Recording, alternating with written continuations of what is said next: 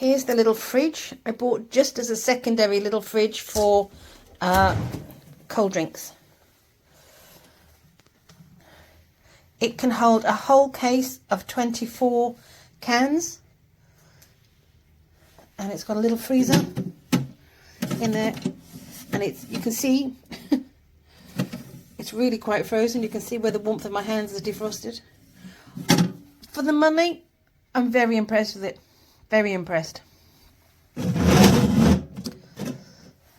It's really good. I could probably get more cans in there.